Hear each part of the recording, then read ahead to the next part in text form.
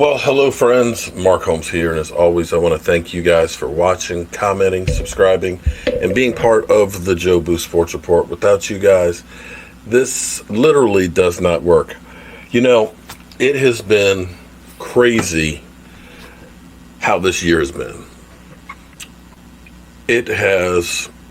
We've had a lot of, I would say, ups and downs, but it's been mostly downs. How are you doing, Dennis? Cowboys abroad, how are you doing? I'm going to kind of wait. Big Woozy, man, where you been, man? I ain't seen you for a bit. This year's been crazy. We've had a lot of things that have happened that haven't been good, but things are changing. And this has been, I'm going to be real with everybody right now. Okay, we're going to be real right now. This is a come to Jesus video right here. Okay, come to Jesus. I'm a black man. I'm also Irish. I'm also American Indian. I'm a human being and American. And it kills me being 54 years old and seeing how our country has been on opposite sides. As I'm driving home from going to the grocery store, there's a guy riding my ass in his pickup truck. It's like there's a person crossing the street, so I slowed down to this person that I wouldn't run him over, and this guy is literally on my bumper and slamming his horn, and he goes past me and flicking the bird, hey, fuck you, and I'm just like, dude, I slowed down because I don't want to run over somebody. And this guy is flying in a 50-mile-an-hour zone, like 80 miles an hour, zipping through traffic and everything else. And I'm just like, man, there's so much anger and frustration in people. I get it. It sucks right now. We got unemployment. We got the coronavirus. People are dying. You can't go do things. I get it. But listen, this is the time where we need to come together. You should have shot his ass. No, see, and again, Robert, that's not what we do. You know what? I'm going to use this as an example. Emotional times, Dennis, you're right. And that's the thing. Because we are so close-minded right now, we have no empathy for anything but our own point of view. Thank God World War II isn't happening right now. If World War II was happening right now, couple more years, we'd all be living under Nazi occupation. Because that generation came together. They had victory gardens. They sacrificed. You know, I'm going to have to give up the rubber from my tires to help with the war effort. I'm going to have to get a food ration card. And you know what? I'm going to take some of my rations. I'm going to donate it back to the military to help the cause.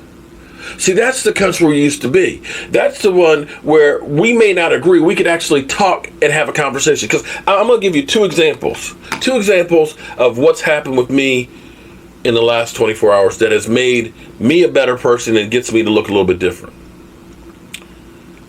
I had a person who sent me an email. He said, I come to YouTube to get away from all of this liberal bullshit, destroying the cities and things, and now you're no better than those. The normal response for most people would be like, well, don't let the door hit you on the ass on the way out. Screw you. I don't need you. But instead of doing that, what I said was, listen, I understand your point of view. I'm glad that you've never had to ride the middle of the fence of being a black man. I'm glad that you've never been in the position that I am. I'm happy for you. And I wish you the best of luck in the future. He comes back and said, hey man, I'm sorry. If you ever need a place to stay when you come watch a game in Dallas, let me know. Had another person who said, he went to Law Nation, said, screw you, Law Nation, basically. I'm going to become a Saints fan because of what Drew Brees said. And he was tweeting at me stuff, and he's always tweeted stuff about Dak Prescott. And I get it. People, everybody's right, has a right to an opinion. But he sent me a picture of caskets with the flag over them. And when it bothers me when I hear people say, well, my grandfather fought in the World War II. Well, you know what? My grandfather did too. My grandfather was in the South Pacific as a Marine. When I hear people say my country, understand, we all built this country. Black, white, Indian, Chinese, Hispanic. We were the great melting pot. But now we're all at each other's throats. And understand, we need to come together and stop this fighting. Now, I got to be honest here. This, actually, I talked yesterday because when I was thinking about Jamal Adams taking a stand against Drew Brees and things, understanding where Demario Davis was on social justice, where you looked at the Cowboys and they're like, we ain't kneeling. And it's Jerry Jones' way or the highway. And I said to myself, the Cowboys aren't going to be able to put up with the Jamal Adams. But then the Cowboys came out with this.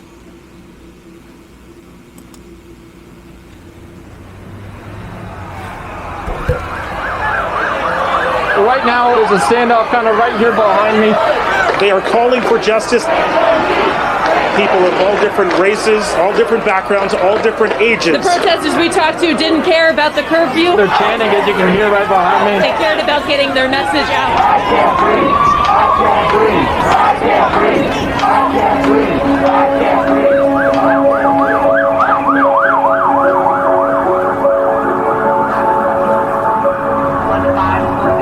Protest creates a conversation that strikes questions that have to be answered. We all have these ideas and thoughts about the way we think things happen and go down in the world, and being able to expose each other to how it really goes, that's how you figure out where you can help. Are we having tough discussions? Yes. No one likes talking about race. How can we respect each other, have compassion for each other, make change, and then become closer as a community? Do you understand why people feel that way about cops? The assumption because I'm black is that I'm a criminal. I hate being stereotyped. It's the same hate I have being stereotyped the 33 years I was a cop. Just know that we aren't all the same. Nobody hates a bad cop worse than all of us good cops. The distrust is there for a number of reasons, and it's more than just a stereotype. It's been our history. You gotta go around me. If we come together, if we see our neighbors as we see ourselves, and we all believe in helping one another, that social justice is possible. And it's not only possible in our communities, but it's possible across our country.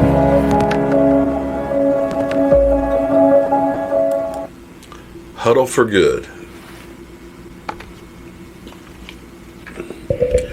I gotta be honest with you because I did not expect that. I literally got chills here because you don't understand. I wish I could make. No, actually, I wish I wouldn't have to make people understand what it's like. I joke about things, okay, about situations that I've been in, because laughter is a great remedy to get beyond things. But I wish I could explain to somebody who's never felt this, but being in a vehicle by yourself on a dark road and having a police car behind you, literally behind you, because fear, I haven't done anything, but it doesn't matter. But the fear and feeling your heart in your throat, looking in the mirror, but not wanting to look in the mirror because you think that the police officer might be thinking that you're looking and eyeballing him. Scared of, am I driving too fast? Am I driving too slow? And as you're looking in the mirror, you realize your car moved just a little bit. Is he going to think that I'm swerving, that I'm drunk, and that something's going on, that something is amiss? And that fear being nothing compared to when the lights and the sirens come on. I can't explain to you the fear. You know, when I see people say things like, oh, well, he probably did something to deserve. I don't care what you did You have a right to a day in court. It's not up to a policeman to kill you. When you hear the president say, rough them up as you get, that's not the way America was brought up.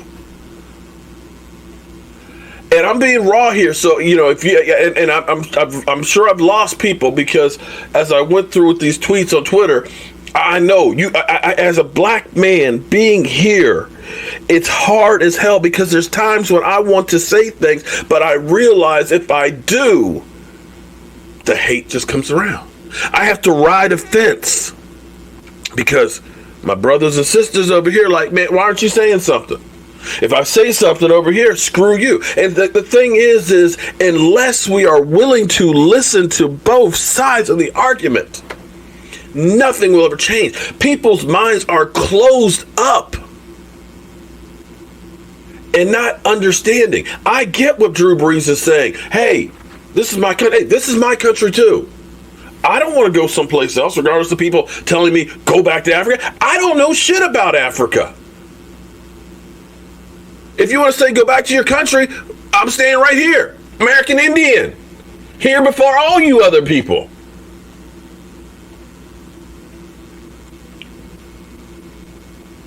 I hate the fact that I was the first class integrated in my elementary school.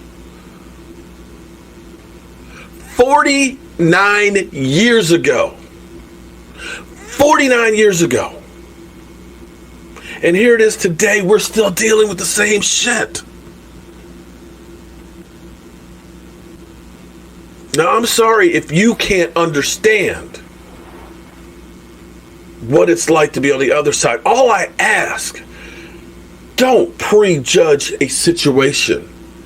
Think what would happen if you were in that situation. If you were face down on the concrete with a knee in your neck for 9 minutes, how would you feel?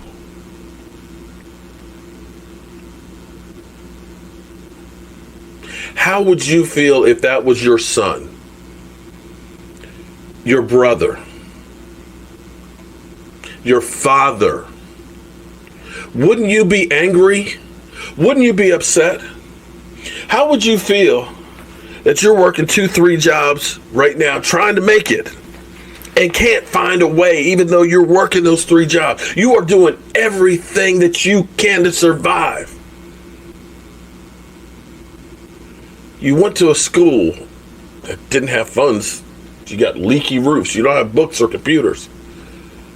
Your opportunities aren't the same. It's hard for me. I was blessed. I was blessed to have 2 hardworking parents. My mother, custodian, and I'm gonna preach. I'm gonna come clean right now because I disrespected my own mother because my father worked at the post office. My mother cleaned the bank, and my mom, my senior year of high school, became a custodian. Going to school where my school had about 2,200 students, and there was only 100 of us black students. Always hearing the racial jokes, where I almost had to deny that I was black to be able to fit in and get along. The jokes about the janitors. And here it is, my mom is a custodian of the school, and I ignored my mother because I had to ride the damn fence to try and get along, to keep my mouth shut when I would hear people joke about the custodian people, that I knew I wasn't brave enough to stand up for my own mother. Because that's what they always tell us. Shut up. Be thankful that you're here. And that's what's always told us. So when you see people, and I God bless my daughter in LA, she's out there yesterday, she's out there today, peacefully marching. If you're in here today, you're getting some realness right now.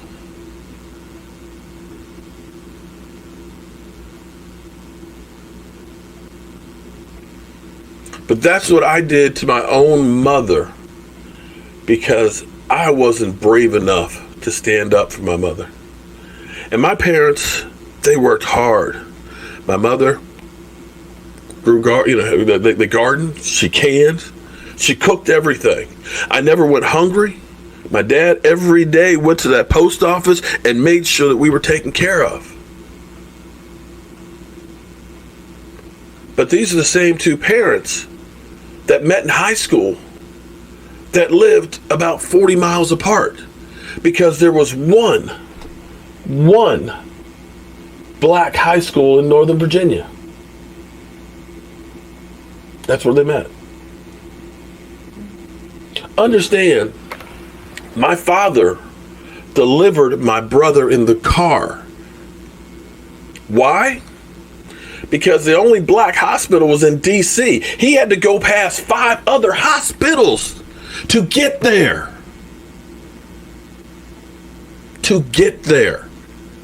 And he had to deliver my brother on his own.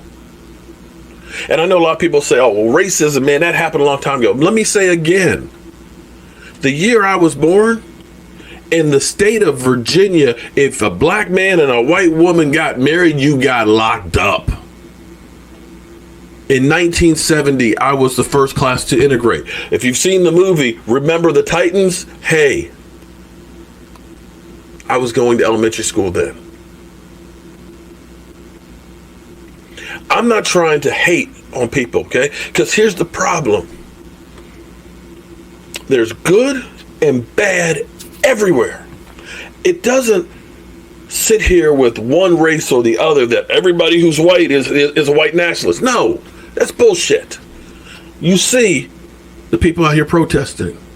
Black, white, Hispanic. I sit here thinking about Manassas, Virginia, which is mostly Hispanic. One of the 2 communities that has Section 8 housing that the Section 8 people can turn you over to ICE. But they were out there standing up. Bethesda, Maryland. It don't get no whiter than Bethesda, Maryland. Now, they get a police escort when they're marching, but they're marching. There's good and bad in every race, and we have to stop looking at this as a race. We're Americans. We're all Americans. And understand we are so much better, stronger together. Let me try and give you an example. Let's take healthcare, okay? 30 million people or somewhat don't have health care, right? And people say, oh, I don't want to pay for their health care. But understand this. You are paying for other people's health care. When they go to a hospital, which is the most expensive way to get treated, usually as a source of last resort, because I've been there too. I had a swelling in my knee. And I waited to go to the doctor because I didn't have health insurance. I said, damn, it's not that bad. I'll wait. That was on Wednesday. Thursday, still kind of bad. I'll wait. So I waited till Saturday when my brother had to carry me from upstairs to the car to take me to the hospital, where I spent the next 2 weeks fighting for my life with the flesh-eating bacteria in my knee. Had I gone to the doctor on Wednesday, I would have gotten some antibiotics that would have cost about $100. And never went through the $73,000 of bills to save my life.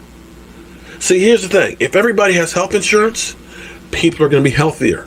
You're going to knock out problems before they have to be hospitalized. We are all better because everybody is healthier, and that means the cost will go down. That's the same thing in our country. If we have people who have a job and means to make it, they're not out protesting. If we have a job that pays our bills and so we can get health insurance, we're not doing other things to try and make ends meet. Now, that's not to say that was in 1995, 2 weeks in the hospital, 3 knee operations to save my life. Yes. And that would have been something antibiotics would have taken care of. This is the kind of things where we have, to me, it's almost like it's Hunger Games. We got the ones with all the money. And here's one of these things that will mystify you. They say that the billionaires, over the course of the last 3 months, have increased their wealth by $565 billion, while we have 40 million people out of work. So when you have people who have been on the bare edge of surviving, they get knocked around because of the coronavirus, that family members are dying left and right, that don't have the money to go to the doctor, and then on TV you see a man's knee in a man's neck and you watch him die. You hear about a woman who's not even safe in her own home, who's an EMT saving people's lives, that they have a no-knock warrant. They come in, bullets flying, and shoot and kill her in her home. You see a man going for a run, hunt down like he's a deer, and shot and killed, and you find out the man stands over him and says, "Fucking nigger." It's kind of hard to go ahead and say, shut up, and don't say anything. I'm sorry for the rawness. But this is what people need to understand. I love America. I got my American flag that flew over the Capitol that my aunt gave me in 2nd grade. My people have fought for this country. Hell, my people helped build this country. It's not about hating the country. It's wanting to be part of the country. And that's why when I saw this from my Cowboys, it actually made me feel good about them. When I saw the video last night of the players, because I'm not trying to spew hate. I don't want to spew hate, because hate consumes you. What I want to do is I want to educate. I want to teach people the difference. I'm not somebody to fear. You know, people who probably are protesting against the protest out there love what I do.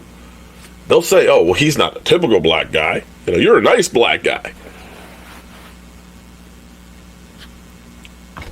Listen, I know some black people that ain't worth shit, but I know some of the greatest people you'll ever meet. I know some white people that ain't worth shit, but I know some great white ones too. And that goes for Asian, Hispanic, and everything else, because we have to stop looking at a person and saying they are that. We need to judge them by what's in their heart.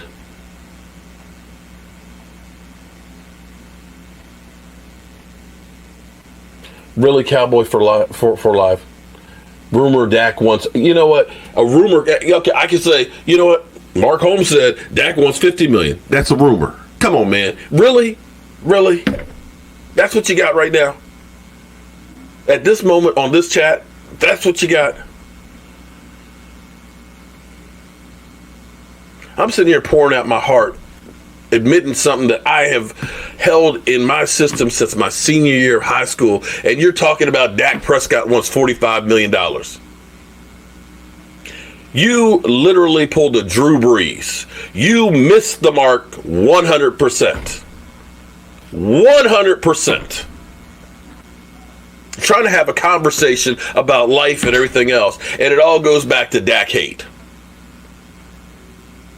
It all goes back to Dak hate. And see, this is the problem. As we go through, okay, you know, this has come to Jesus. This come to Jesus here. Because, see, this is why Dak Prescott gets hated on.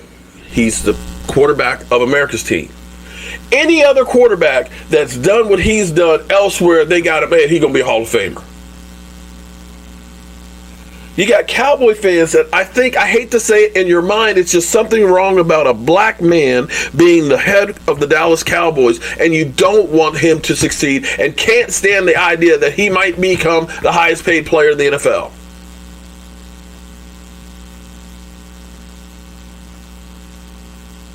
They will find a reason why. What he's doing, oh, it's not him. It's not him. It's Zeke Elliott. You know, because all you have to have is a great running back. Even though you go and say, hey, well, you know, wasn't Barry Sanders one of the best running backs of all time? How many Super Bowls did he get? AP, he ran for 2,000 yards. How come he didn't have a ring? Because it always works when you have a great running back that you win a Super Bowl, right? You know how many times that's worked? 5. Emmitt Smith, 3. Terrell Davis. How come Chris Johnson doesn't have a ring? Come on, man. Dink and dunk Dak, dink and dunk Dak. Joe Montana's career was built on dinking and dunking. Getting the ball, short passes where they can make a play with it. Oh, he's winning. Oh, it doesn't matter, though. He's not throwing the ball downfield. Throws the ball downfield. Oh, those are garbage time. Come on. The shit they use against him,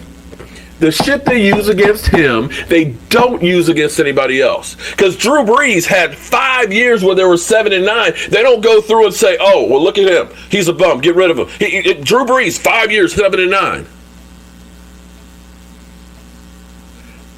So if Drew Brees has more yards than anything else, and you got 5 years where there were 7 and 9, you're not saying that some of those yards might have been garbage time yards? Really? Really? We talk about Dak Prescott. Oh, they went 8-8. Well, Matt Ryan went 7-9 last year. Matt Ryan had the biggest meltdown ever in a Super Bowl. Right? Am I wrong on that? Am I wrong? Didn't that happen?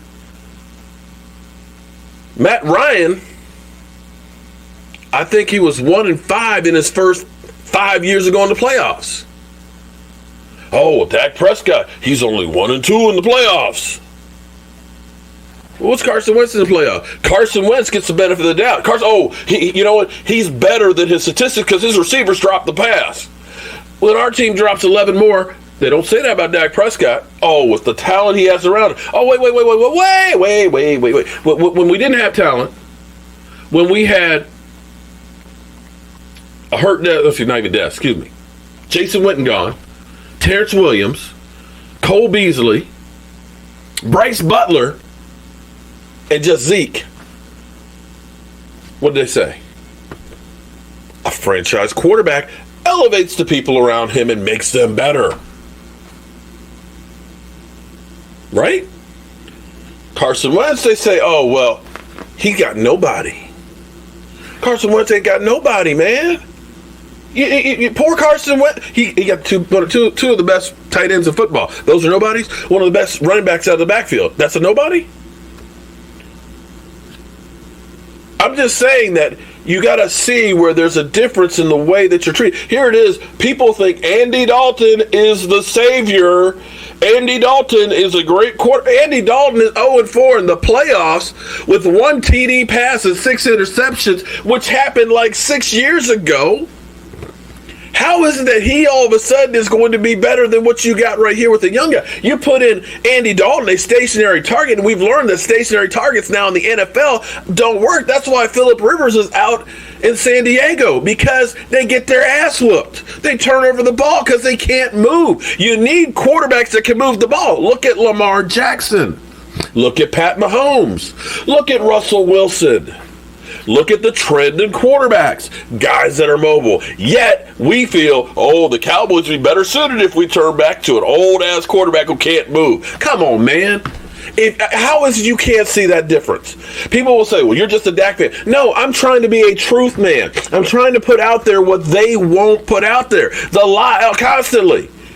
They will make shit up to go ahead and say, Dak's not this. I'm not saying that Dak Prescott is the best quarterback ever in football. I'm not saying he's a Hall of Famer. I don't know if he'll win a Super Bowl or not. But I got to tell you that every year this guy gets better. Putting money in the clutch. Oh, come on, man. Why you got to call me the preacher? Why you got to call me? You know what? I'm going to try and feel. Let me do this. I'm going to play this one more time because I want to feel better. Because I'm losing. Trent, see you later, man. Look, I'm going to play this one more time because I'm proud of my Cowboys. Right now, there's a standoff kind of right here behind me. They are calling for justice. People of all different races, all different backgrounds, all different ages. The protesters we talked to didn't care about the curfew. They're chanting, as you can hear right behind me. They cared about getting their message out. I can't breathe. I can't breathe. I can't breathe. I can't breathe. I can't breathe.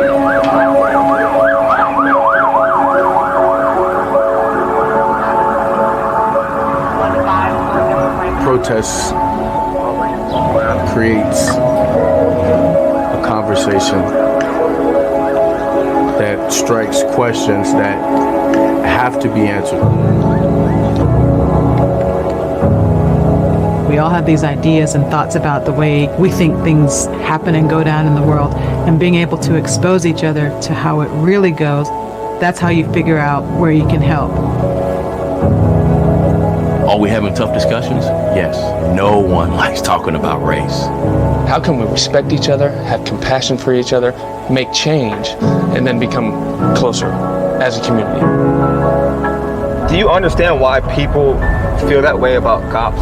The assumption because I'm black is that I'm a criminal. I hate being stereotyped. It's the same hate I have being stereotyped the 33 years I was a cop. Just know that we aren't all the same. Nobody hates a bad cop worse than all of us good cops. The distrust is there for a number of reasons, and it's more than just a stereotype. It's been our history. You gotta go around me. If we come together, if we see our neighbors as we see ourselves, and we all believe in helping one another, that social justice is possible. And it's not only possible in our communities, but it's possible across our country.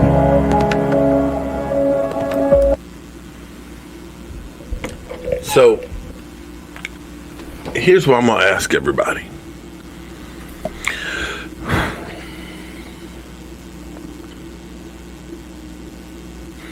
Put aside your preconceived notions.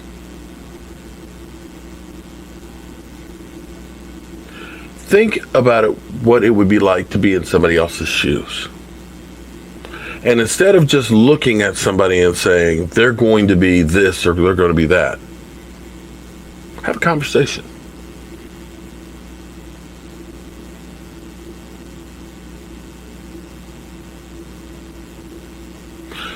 Cowboys for Live.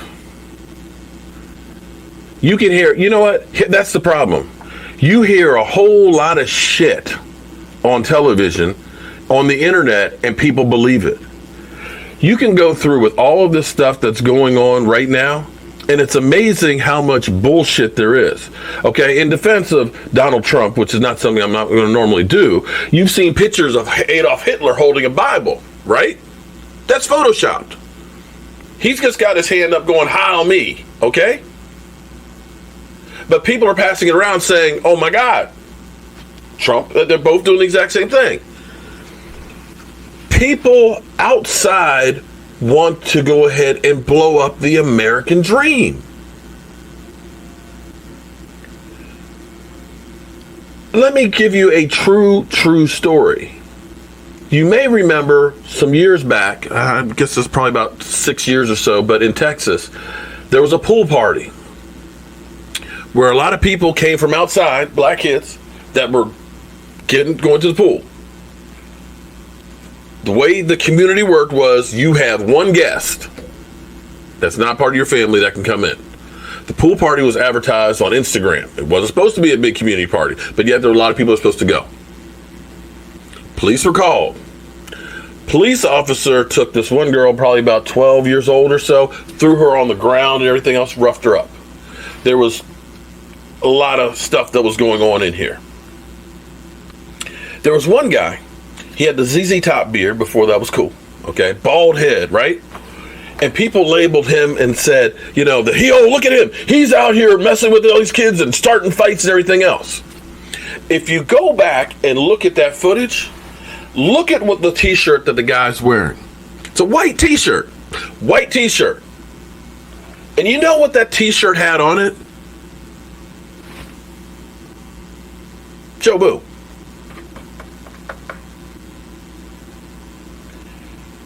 Because He was a friend of mine on Facebook. Never met him. I was going out to California to help my daughter move. I had a 4-hour layover in Dallas, and he was like, man, I want to meet you. He came to the airport, picked me up. I had barbecue. We went to the stadium, did a stadium tour, my first tour of the stadium, and hung out. But I remember seeing him for the first time and seeing this beard and all that. I literally took my phone, took a picture of him, and said, honey, if I'm not heard from again, this is the last person I was with. Because I looked at him and I was like, oh my God, this might be my last ride. Turns out this guy introduced me to Benet, which is the reason why I'm probably here right now, because I was doing the Benet Emery show, being a sports guy, which kind of led into me doing YouTube. And he was wearing my Jobu t-shirt. He was out there trying to break some of the stuff up. He was going into his house getting towels and bottles of water for the girl on the ground. But yet he was vilified. They said, look at this Aryan Nation guy over here. The other side was saying, look at this guy. He is trying to keep the peace. They used him to the point where it literally made him out to be a demon. So when you say, oh, I see that Dak Prescott wants, Dak Prescott ain't said shit about what he wants. Understand, when people put stuff out here, trash, it used to be when people made shit up, they would lose their job. Now, it's what crazy shit can I come up with to get people to click, because that's the only thing that matters, is getting people to click so we make money. Why do you think Dan Orlovsky says stupid shit? Because we as Cowboy fans, did you hear what Dan Orlovsky said? He said, Quincy Carter, what a fucking, he doesn't care. You know what? He's laughing all the way to the bank on that shit. Laughing all the way to the bank. So, you can hear a whole lot of things on TV. I heard a rumor. Doesn't mean it's true. When the Dallas Cowboys come out and say, Dak Prescott wants $45 million and that's just too much. When Jerry Jones comes out, then I'll go ahead and say it's a story. When Dak Prescott comes out and says, you know what? I want $45 million. Then I'll say, then I'll believe it. But people are putting out a narrative that they know works. Because here's the thing. Think about PTI. When PTI came out, pardon the interruption, ESPN didn't think it was going to last. Just two guys having a conversation about sport. We'll try it. We don't expect much of it. But that is the show that launched 1,000 shows. It became the turning point from actually reporting the sporting news and letting you make an opinion to being told what your opinion is. You're right, Joseph. Dan Orlovsky admitted on 105 that, yeah, he says crap for it. Yeah, they know it. Patrick Lamb, welcome to the Jobu Mojo crew. Appreciate you becoming a member. Go to my community tab in there. There's a link for members to go ahead and email Michael Anthony to get your shot glass, everything else. I appreciate all the members. I appreciate all the super chats. I'm sorry I'm not acknowledging all that. This has just been kind of one of those real days.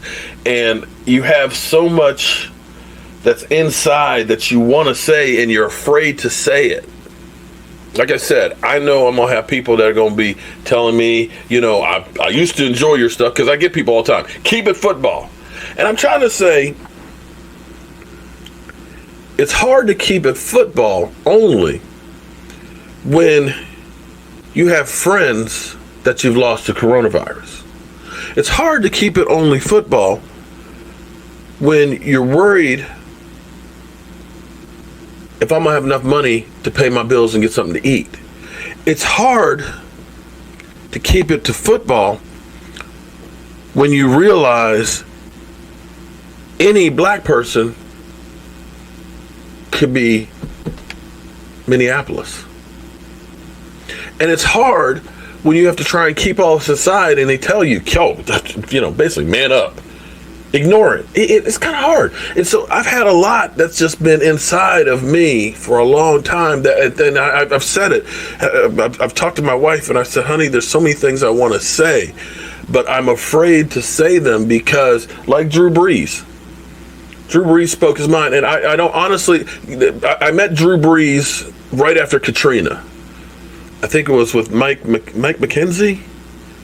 We were doing a community project with United Way. Drew Brees was there in the off season giving back, and he's done a lot of things in the community. So I don't think that he was trying to step on the movement as much as he was trying. Stuart, I appreciate the super chat. As much as he was just trying to say his idea and not realizing the gravity of it. Because see, the other thing that we all do now is we want to get the gotcha moment. We want to go ahead and be, oh, look, and we're making people out to be something that they may not be. And that's where we have to be careful too, because that's where I keep telling you, I got to ride the fence and I got to be careful what I say, that it doesn't come back and smack you in the face. But going through this, knowing that my daughter is on the other side of the country, away from her family, going through the coronavirus by herself, going through with social unrest and everything else. And it's hard when you have all these things that are weighing you down to try and keep a smile and only talk about football. And it's difficult sometimes. And sometimes I want to, I try to talk because I know people are open to listening to me.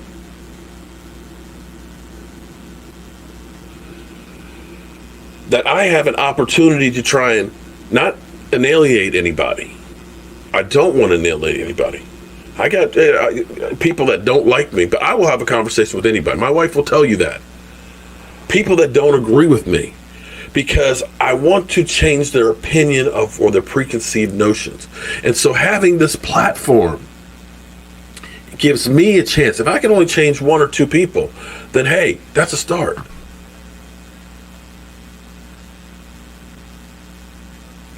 Robert? Really? I appreciate Stuart Morrison. Stuart Morrison has done a lot to help out this channel and support me, and I support him as well.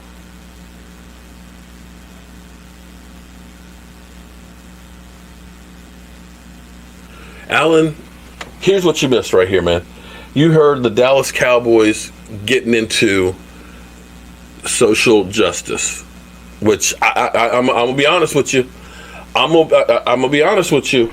I kept wondering what would happen if we have a season and we have players that want to, because we've already heard, D-Law is already, you heard him being fed up. You saw Zeke Elliott, part of the video last night from the players, basically talking to the NFL saying, where's your response? Okay. Understand that, I could have been George Floyd. I could be George Floyd next. Dial back and let a man speak. Cowboys for life. This ain't about Dak or you or me or anyone but Mark and what's going on in society right now. Wow. Shout out, Stuart. This is the Cowboys' response. Right now, there's a standoff kind of right here behind me. They are calling for justice. People of all different races, all different backgrounds, all different ages. The protesters we talked to didn't care about the curfew. They're chanting, as you can hear right behind me. They cared about getting their message out. I can't breathe. I can't breathe. I can't breathe. I can't breathe. I can't breathe.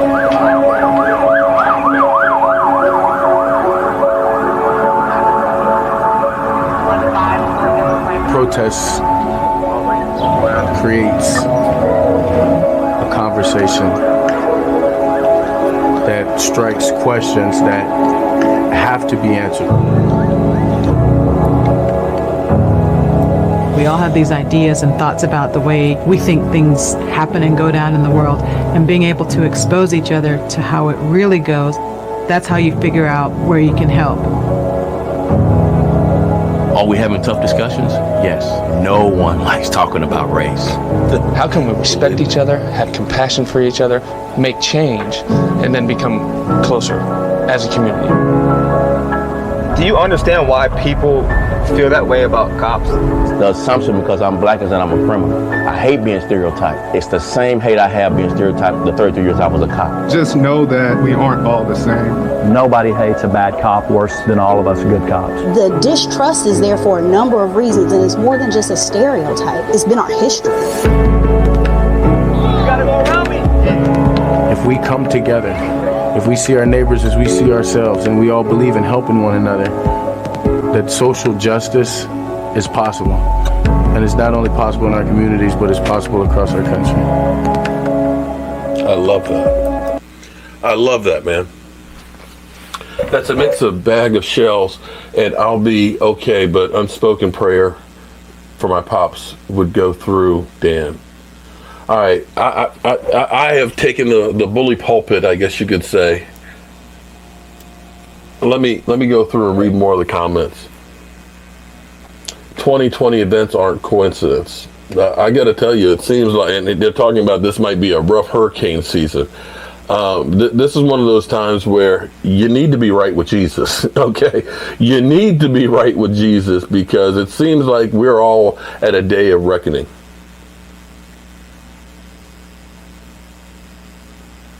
No, see, that's where get a clue. You need to get a clue. Because when you ignore a problem, just like my flesh-eating bacteria, when you ignore a problem, it just grows, it festers. And that's the problem is we need to talk. We need to associate. And I'm going to be the first to tell you that. Let me give you another story here. I don't know. Jet.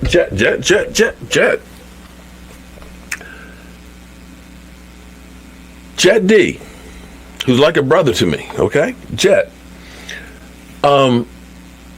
Jet lives in Harrisonburg, and when I was doing a live stream going home, he was like, man, you're going like right past where I live and stuff, man. You ought to stop by it or something or other. And I'm like, hi, okay, all right. Because I don't know.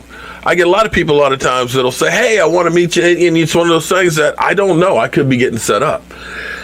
And he sent me an email and said, man, I would really love to come to your house and watch a game. And so I was like, okay, sure. I'll let him do that. And he did. And when he first came to my front door, it was interesting because I didn't know he was a white guy. I'll be honest. I was like, oh, hey, Jet, how you doing? Because Jet is short for Jetro. Jet is short for Jetro.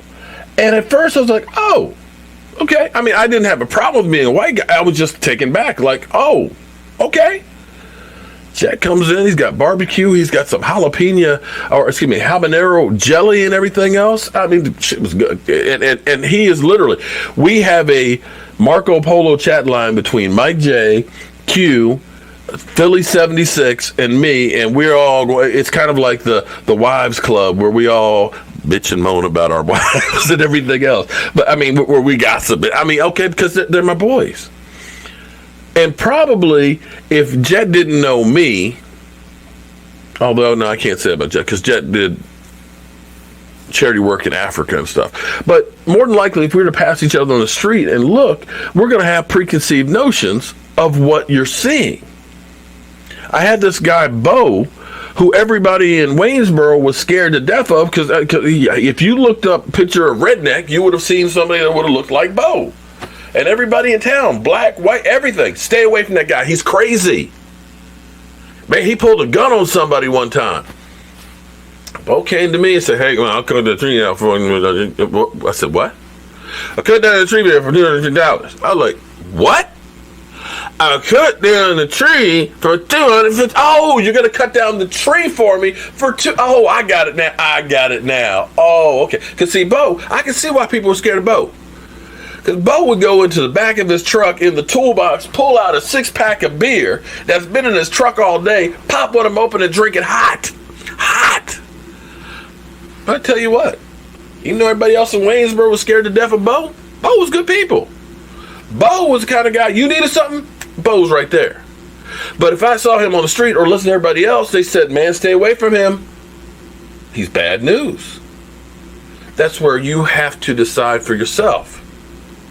And that's where you need to have a conversation. I told this on another live stream before, but I was out in California with the Southern California Dallas Cowboy fan club. And I wish I could remember. I just go back to Facebook. But I went into this bar that was in the movie La Bamba. And apparently since the movie La Bamba, it's changed into kind of a country bar. And when we went in, because I got to show you this bar. It was in the movie and everything else. And when I went in there, if white people don't toe the politically correct line and walk on eggshells when expressing an opinion, they're demonized. No, you know what? Get a clue? No, you're wrong. You're wrong. I got one of my best friends in the world is a wealthy white guy who's seen is complete polar opposite of me. He sent me a video where it's this black woman is talking about how, you know, George was not a good person and everything, this, that, and the other. And I'm kind of like, okay. My counter to that argument is whether or not he was passing a $20 bill, that's not for the policeman to decide.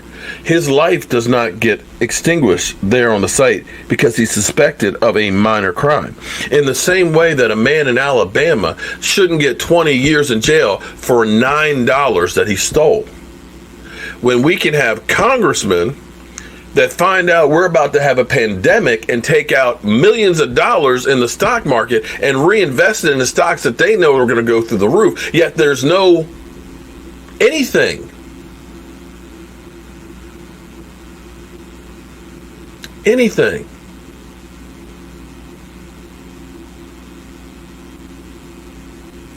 When we say equal justice, it's not very equal.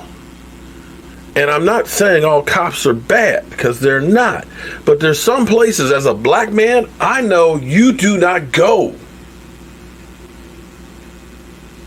And when you're going through that town, you better make sure you do not speed, that you don't have no brake lights out, that you don't eyeball a policeman. You have a fear. You disagree, Mark? I'm a Zeppelin fan. I'm sorry you disagree. But here's the thing. I'm not expecting everybody to agree with me. In fact, I'd rather have people that disagree with me, because if everybody thinks alike, if everybody has the exact same view, you're never going to grow. You need to be able to have different views and different opinions to be able to grow and adjust and understand. That's the problem. And I'm not saying, and again, but I'm telling you, there are certain places we know you're not going to get a fair shake.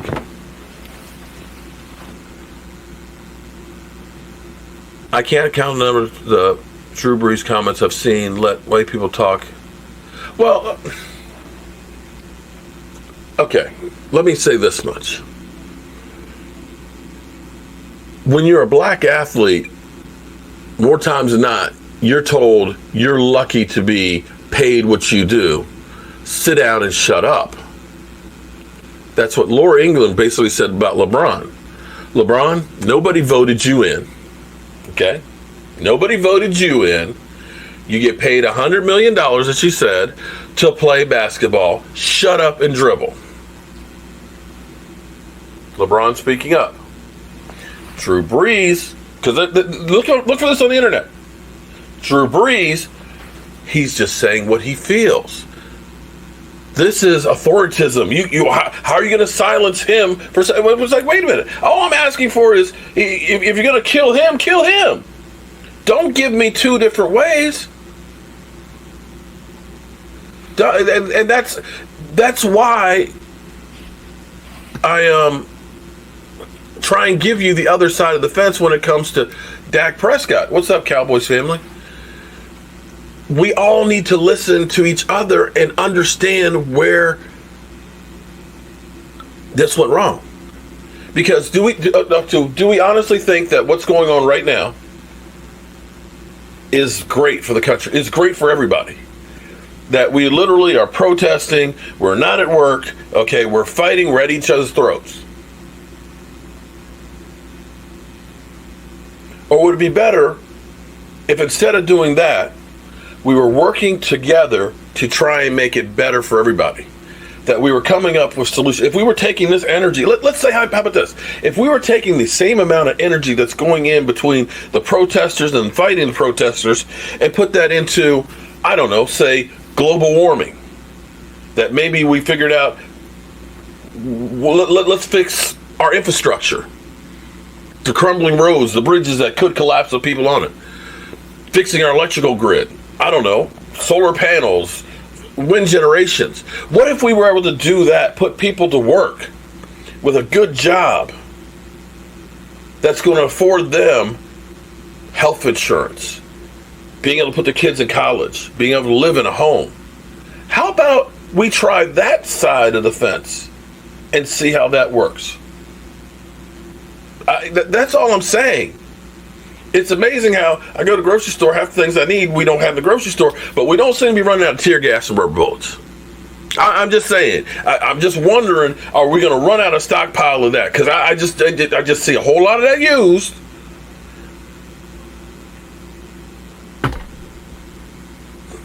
A whole lot of that used. There's no right way to do a wrong thing. Amen on that one. Well, I hope I haven't pissed too many people off today. This has been building up with me for a while, and when I literally had this is how crazy this was. I'm trying to answer as many emails, questions, and things that I get. And somebody had actually talked about Jason Whitlock. And they said, man, when are you going to talk about Jason Whitlock? And so I literally, before I started this live stream, I just recorded a video about Jason Whitlock, and it was here uploading to Vimeo. And I was sitting here, and that video from the Cowboys came up. And I was just like, oh my God. Because you don't understand how that feels being a black person when you see something like this, because it's like somebody hears me, somebody actually cares, that's in a position to make a difference. When I saw the NFL play, when I saw Zeke and Odell and Pat Mahomes and all these guys together, it was a feeling of pride that these guys that are getting paid millions of dollars understand what I go through, what we all go through, and they're trying to be part of the solution as opposed to part of the problem. If you haven't been on that other side, you won't understand that. And so I was sitting here, I was uploading that video, and I see this, it's like, I got to go live with this, because it just like washed all over me, like, wow.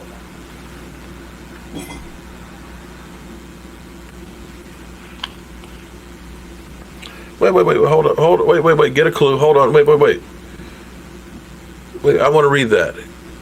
You didn't piss me off. It's sad that you preach to white people about stepping outside of their cultural frame of reference, but don't think that black people need to do the same thing.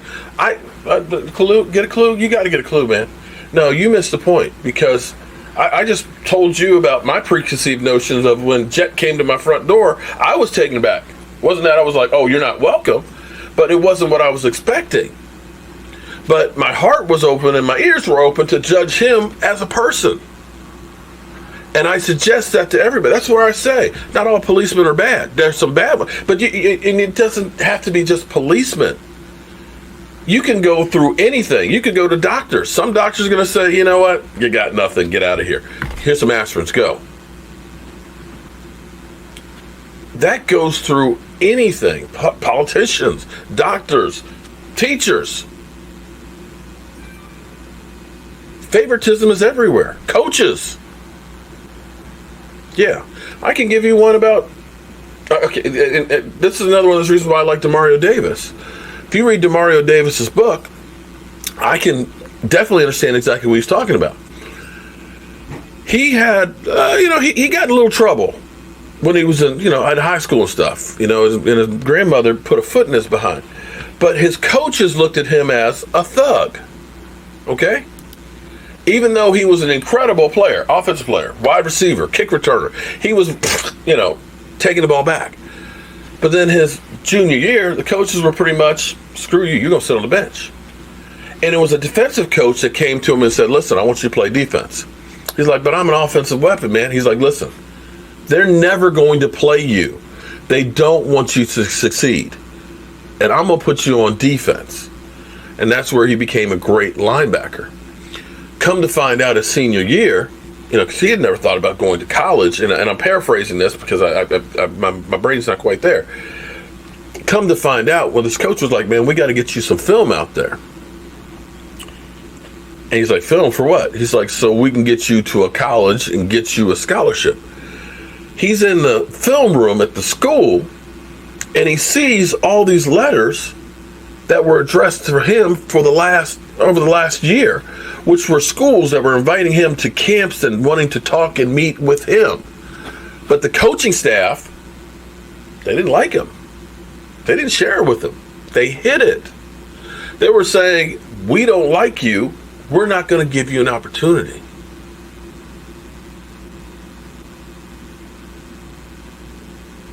That happens all the time. You have favorites. That happened to me in high school. We had coaches' favorites that they worked on getting everything to the colleges. Me? Nah, bro. Wasn't going to happen. Wasn't going to happen. And that's the reality of life. And I'm not saying that we all have to understand that you can't judge every single policeman by the one that was kneeling on the guy's neck any more than you can say that every black person is doing something wrong and deserves to die. That's the difference.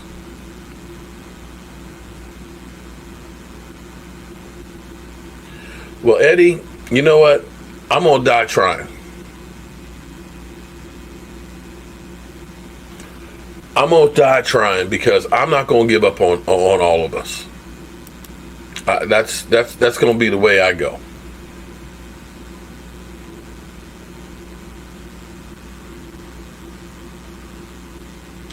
But not one time. Staying safe and praying for everybody. Curvy Mon Nelson. I don't think I've seen you before. Welcome to the show. But we need white people in the fight with us. It's encouraging to see so many young white people fighting alongside with us. Hey, that's what it really, and that's the thing that amazes me is as I'm looking, when I don't know if you guys have seen that bridge in Portland, where they all go out on the bridge and they all just lay down, put their hands behind their back. It's amazing. Up in Bethesda, they're looking for a guy, middle-aged guy who wears bike shorts. It's like, ugh. But there were a couple of kids, they were white kids. They were on the bike trail and they were putting up signs in memory of George Floyd. This guy comes through, and it's on videotape, comes through and he ends up assaulting the kids and taking the signs from them. It's on camera. The police are looking for him. They got pictures that I wanted. Do you know this person? And we're talking about Bethesda, which is one of those high rent districts that you drop a piece of pea gravel, everybody knows about it.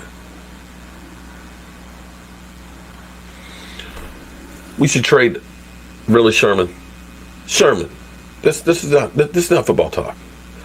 And see, this is where you're a freaking idiot, Sherman. Okay? I don't mean to call you out, but first of all, we talking about life right now. Second of all, you do know you can't trade somebody that you don't have signed. And nobody trades a quarterback for 2 pass rushers, man. That is about the stupidest shit I've heard all damn day. So congratulations, Shermans. You get the dumbass comment of the day. No, you know what? We're going to say the dumbass comment for the week. How about that?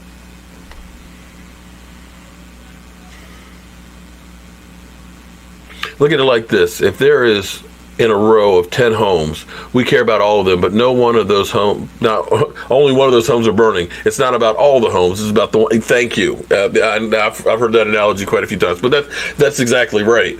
And see, that's where That analogy has been used with the white lives matter or the blue lives matter. It's like, yeah, but see, you got to understand, there are policemen and the policeman who got shot by the looters and everything else is wrong. And I'm not standing up for anybody looting, breaking, setting shit on fire. That's not what I'm talking about. But when I have my daughter who's there marching with a sign peacefully with all these other people, that's what we're talking about. That's what we're talking about. So I think I've said enough today. I've probably created more enemies today than I probably wanted to. Sorry to hear that, and leads legitimacy towards the feelings, but not all cops are bad. Matter of fact, a black cop that's retired after 30 years, that's what I was referring to there. Yeah, and again, for a fake, what it's supposed to be is you're supposed to confiscate the bill and basically, because for all we know, he might not have known it was a fake bill. I mean, we don't know, but even if it was, $20? I missed your point. Wait, hold on, that jumped by. It was an example. No, it's a great point, though, and that's where it's. When people say all lives matter, all lives do matter, but you got to understand, you got more, because people go through and say, well, there's more white people killed by police than black people, which is true, but you have to understand, proportionately to the amount of people, so it's not apples to oranges, because there's a lot more white people than there are black people, and the number of black people is shrinking all the time because of things like coronavirus, because of not having access to good food or great jobs and things like that, to health care. That all of these things add to us having a shorter life expectancy. You think it's by mistake that most black communities are closer to factories or like hog farms and things like that, where there are environmental issues? And that some of these areas are full of cancer rates? And when you don't have money, you're going to buy, I forgot what you called them, but I remember being in Philadelphia, and we were doing a playground build. That's where I met Ron Jaworski and Mike Mamula and Vince Papali and all these guys, because we were doing a playground build, and it included actually having garden spaces, because they said within 3 miles of the park, there wasn't a single grocery store that actually sold fresh vegetables. So when people buy Hamburger Helper and, canned goods and stuff that's full of sodium, that's full of chemicals and things like that, they're not getting good nutrition, which leads to obesity, which leads to diabetes, which leads to poor health. And these are all factors that go into, say, well, black people, they died from corona because of underlying health conditions. Well, some of the underlying health conditions are because of the environment and the location where you are put. Who in here has had some type of African American history? Very few, because we're not taught very much of it, of course, in school. And I would actually suggest that if you ever have the opportunity, go to the African American History Museum, because it's not just about black people. It's about the United States and the dealing with black people. And you will start out in the basement and you will feel sad down and below, but by the time you get to the top of the building, you will feel energized. And it's amazing when you see that place.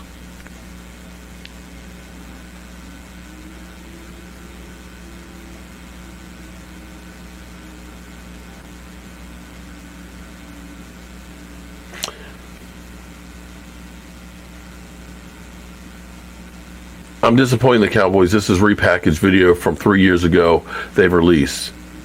If you look closely, Chief Brown is in it. He's the police chief in Chicago now. Well, at least say, I've done work in the African American Museum. I've been up in the ceilings and crawling through the bowels of that place. I know that place really, really well. But every time I go there, I learn something new. I'll say this much, maybe because it does say that this conversation started a couple years ago. I will say this much. at least they put something out. How about that? That's a start, as opposed to ignoring the whole situation. How about that? And this is getting to be a chance. I mean, this is where it drives you crazy, because you have people that'll say, "Well, Dak Prescott, he pledged $1 million. The Green Bay Packers, with their organization and players, pledged $250,000." People are saying, "Oh, Dak gave money for the police department. They're gonna buy more tear gas." It's just like, with some people, they're so cynical that no matter what you do the wrong thing. And we got to get past that. The Palms doing great.